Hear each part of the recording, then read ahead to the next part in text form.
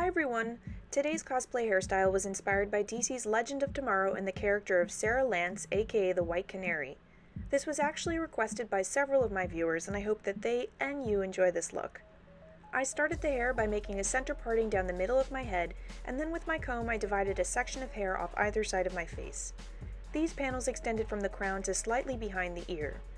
The lines in this style are particularly sharp, so I did go back with my mirror just to check that everything was even before tying up the hair in the back. Since it was snowing pretty hard on the day that I filmed this, I decided to use a mixture of both leave-in conditioner and a lightweight gel for flyaways.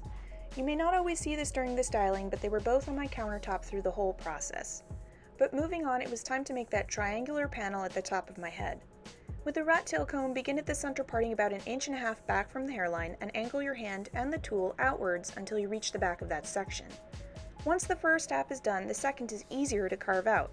Just take your time and make sure that they're both as even as possible. And with all my hair in the appropriate sections, I rubbed some more of that light gel through the top.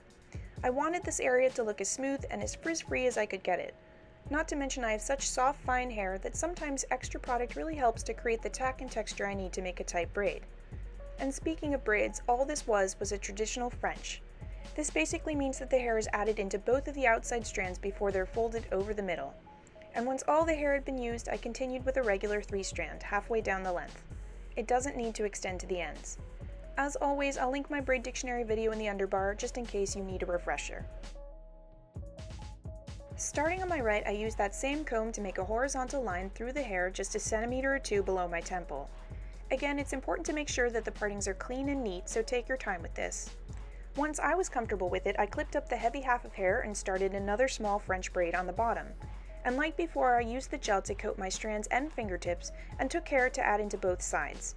While this style isn't quite as detailed as, let's say, the Vikings looks, the sides of her head are pretty tight and precise. And so the best way to replicate that is to use small sections while not rushing through it.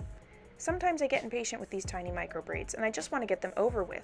So if you're like me in that way, try to resist the urge to barrel through them. If you move more slowly, they're likely to look a lot better than if you didn't. And obviously you've got to repeat this on the left side as well. Going back to the right side of my head, the top portion of hair will be used to make a French rope braid. Now if you aren't great at these braids, don't panic because it's not as complicated as it might initially seem. Start by dividing a small bit of hair along your forehead into 2 even strands and roll them both towards the floor. Without letting them unravel, cross the bottom over the top so that they form an X. Next, add some hair into the bottom strand and again roll that hair towards the floor. And then as before, bring it all over the top strand. In this way, the developing braid will look as though it's moving away from the face, which is what we want. Continue that pattern until all the hair is used up, but don't worry about bringing your ropes all the way to the ends. You really only need them to reach the middle of the back of the head.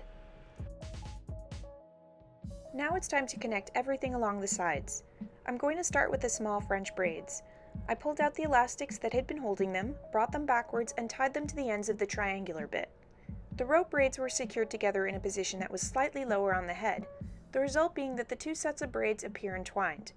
It's subtle, but in my opinion really cool and probably my favorite part of the whole thing. At this point, we're nearing the end of the look. Just one more French braid to go, and this one's probably the easiest in that it's the biggest, which makes it the least difficult to hold. But it's not totally like a traditional braid where you pull hair in from the sides. In this version, you start with 2 strands alongside the ponytail from the ropes. Turn them into 3 by pinching off small bits of hair from both sides and then start the braid. When it comes to bringing hair in, you'll want to drag in vertical sections working from the inside of the head outwards. I actually did a video on this kind of braiding a couple of years ago, and I'll put that link in the description should you like to see it. I titled it the Reverse French Braid, and it's literally the exact same pattern here. The very last step involves rolling up the end of my braid and tucking it under at the nape of my neck. You can definitely use whatever pins you like, but I'd suggest 2-inch bobbies since they're heavier and stronger than the smaller ones. I crisscrossed them into X's and then used 2 or 3 open pins to close any gaps and tuck away any stray hairs. And that was it!